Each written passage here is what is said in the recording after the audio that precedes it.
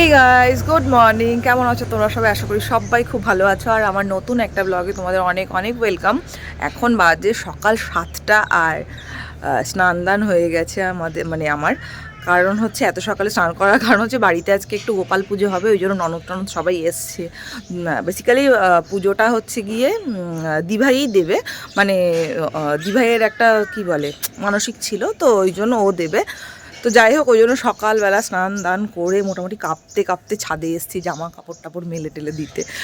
তো এবার নিচে যাব, নিচে গিয়ে দেখা যাক আজকের কি কি মানে প্রোগ্রাম হয়, মানে প্রোগ্রাম মানে কি আয়োজন, গোপালের সামনে একটু খাবার দাবার রান্না বান্না করে দেওয়া।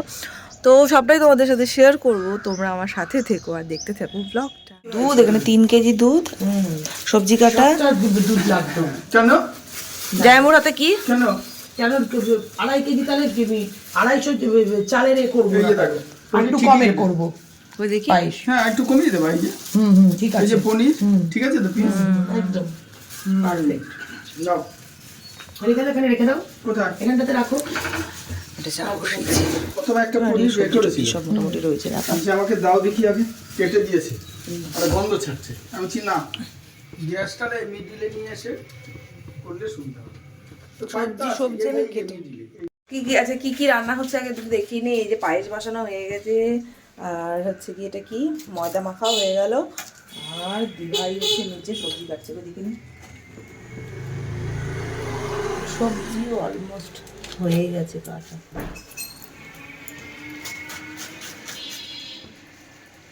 দিভাই বটি দিয়ে কাটতে পারে, আমি আমার বটি দিয়ে কাটতে পারি না, আমার একটু ছুরি হলে ভালো হয়। ওই যে তোকে বলি, আমার ভোতা হলেও আমি কেটে ফেলবো, কিন্তু আমি ছুরি ধরতে পারি না। সুজিটা একটু ভেজে নিই। ঘি দিয়ে একটু ভেজে নে, হ্যাঁ ঘি দিয়েছি, তাহলে গন্ধটা খুব ভালো লাগবে। হ্যাঁ ঘি দিয়ে নিয়েছি। আর দিভাই কাটা হয়ে গেছিলো সবজি, কিন্তু এখন আবার বাবা মিষ্টি আলু নিয়ে এসে বসে বসে মিষ্টি আলু কাটছে। ওই একটা ছোট গ্যাসে হচ্ছিল না, আবার একটা গ্যাস আনানো, মানে বৌদি দিল গ্যাসটা। সুকুমারদা এসে, মানে দিয়ে দাদা রয়েছে বৌদির যে বর, সে এসে ঠিকঠাক করে দিল। এবার হচ্ছে কি দেখা, এই যে এইখানে আর একটা গ্যাস সেট করা হয়েছে, সবজিটা এইখানে, আর দিভাই হচ্ছে কি ওখানে। এ দিভাই তুমি কি করবে? ওখানটা পোলাওটা বসিয়ে দেবে, ঠিক আছে। দিভাই হচ্ছে পোলাওটা বসিয়ে দেবে। এবার হচ্ছে একটু তাড়াতাড়ি হবে, না হলে না অনেকটা দেরি হয়ে যাচ্ছিল।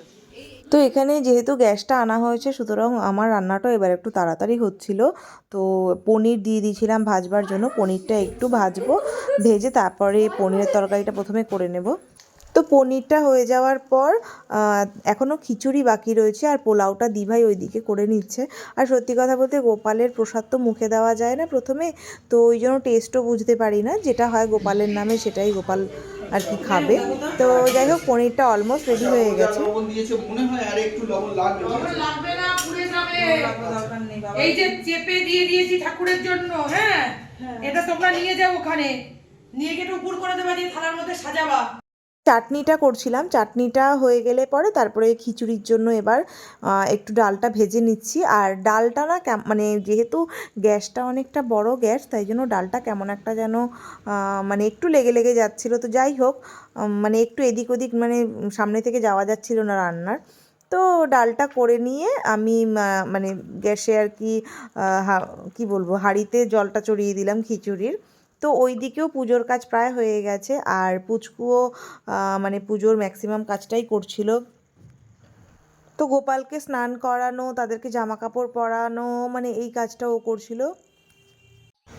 আর আমি আর দিভাই মিলে কিন্তু আগের দিন মানে এই গোপালদের এই যে সোয়েটারগুলো সব দিভাই কিনে নিয়ে এসেছিলো। তো আমি আর দিভাই গিয়ে চুজ করে নিয়ে এসেছিলাম, এত সুন্দর লাগছিল, এত কিউট লাগছিলো গোপালের জামাগুলো। গোপালের দোকানে গেলে, মানে জামা কাপড়ের দোকানে গেলে সবগুলো দেখলেই মানে মনে হয় যেন এটা কিনে, এটা কিনে, এত ভালো লাগে দেখতে। আর এই কালারফুল জামা পরিয়ে তিনজনকে বসিয়ে কিন্তু ভীষণ ভালো লাগছিলো।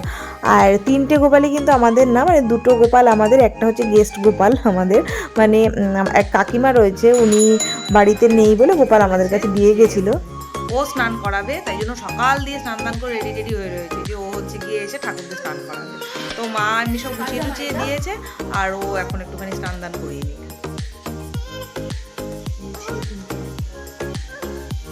গুছিয়ে দিতে হবে। কার নাম মঙ্গু বিহারি? এইটার নাম, এইটার নাম। ওর ধার বেগে গেছে, তাই জন্য ওর নাম হচ্ছে কি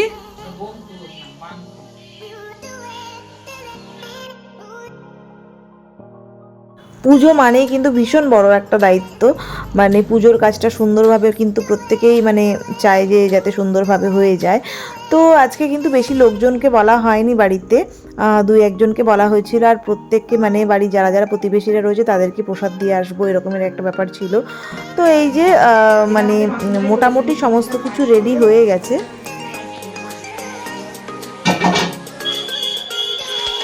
এই দেখ, আগে এই কড়াইতে বসিয়েছিলাম তরকারিটা, এই কড়াইতে দেখি হচ্ছে না, তারপরে এইটাতে বসাই। একটা তরকারি তো সবে আর কি নুন দিয়েছি, এখনো তো হয়নি। কি বলে? বাহ, আলো চলে এসছে।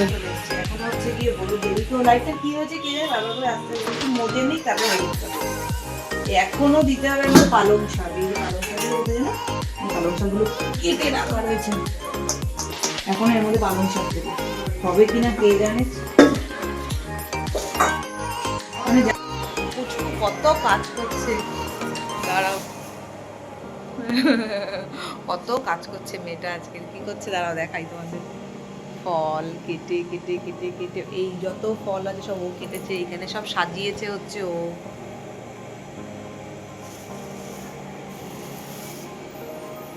আমাদের এই মেয়েটা বেশ ভালো, খুবই ভালো, পড়াশোনাতেও ভালো, পড়াশোনাও করে, মেয়ে হিসেবেও ভীষণ ভালো।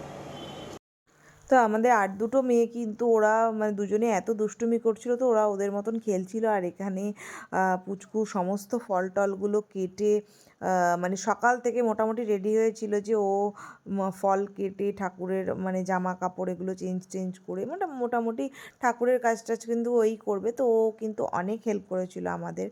যাই হোক, ও তো ছোট মানুষ, কিন্তু পুজোর কাজে কিন্তু ভীষণভাবে মানে খুব আনন্দের সাথে পুজোর কাজটা করেছিল। আর পুজোটা দেবে কিন্তু হচ্ছে বাবার স্নান দান মানে প্রায় শেষ। তো বাবা বারবার করে বলছিল তোদের কি হলো, তোদের কি হলো। তো মানে আমাদের মানে কি হয়েছে, পুরোপুরি রান্নাগুলো না করে তো পুজোতে বসতে পারবে না। তো যাই হোক, বাবাও চলে এসছে এখানে পুজো দিতে, মোটামুটি সমস্ত কিছু হয়ে গেছে।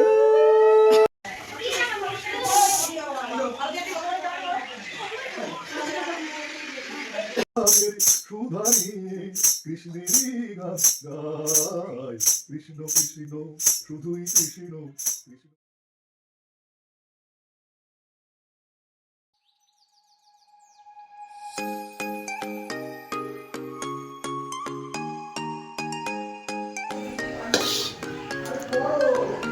ঠিক আছে। হুম,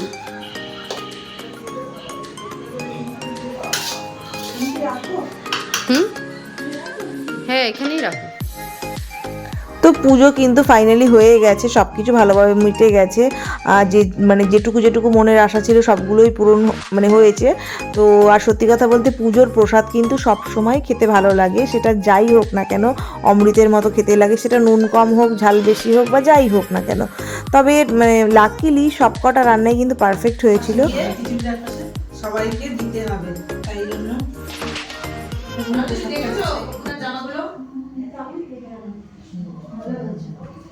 মানে আশেপাশে যারা রয়েছে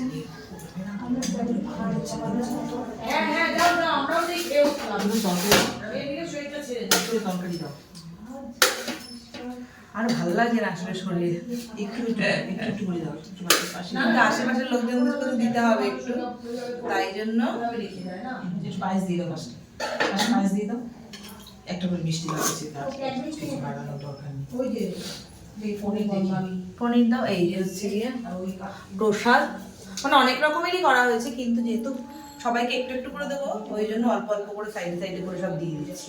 ওনাদেরকে একটু পনির দেওয়া হলো না, বলো আর দেবো কোথায়। তো ফাইনালি পুজো হয়ে গেছে তো অনেকক্ষণই। তারপর প্রসাদ দেওয়ার একটা ব্যাপার ছিল, ওগুলো সব কমপ্লিট করে নিলাম। আমার বান্ধবী যে অদিতি, সেও এসেছিল আজকে, স্টেশনে এসেছিল ওর ছেলেকে মানে ভায়োলিন শেখাতে আসে এখানে। তো ও আমাকে বললো যে আমি এসছি, তো আমি বললাম যে তুই যখন এসছিস তাহলে একটুখানি প্রসাদটা নিয়েই যা। ওকেও গিয়ে প্রসাদটা দিয়ে আসলাম। তারপর এবার মোটামুটি সবাইকেই দেওয়া টাওয়া হয়ে গেছে।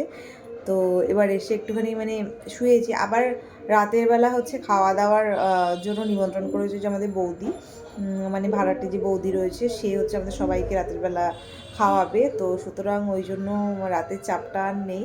তো ভাবছি একটুখানি শুয়ে টুয়ে থাকি, তারপরে উঠবো, উঠে তারপরে আবার রাতের ওখানে খাওয়া দাওয়া করবো। তো বেসিক্যালি বলতে গেলে শরীরটা আর পারছে না, মানে সারাদিন সেই সকাল 7টা থেকে, হ্যাঁ উঠেছি, এবার উঠে শুরু করেছি। তো এবার চলো দেখি, মেয়ের আবার টিচার এসছে, ওকে একটুখানি প্রসাদ দিয়ে নিই।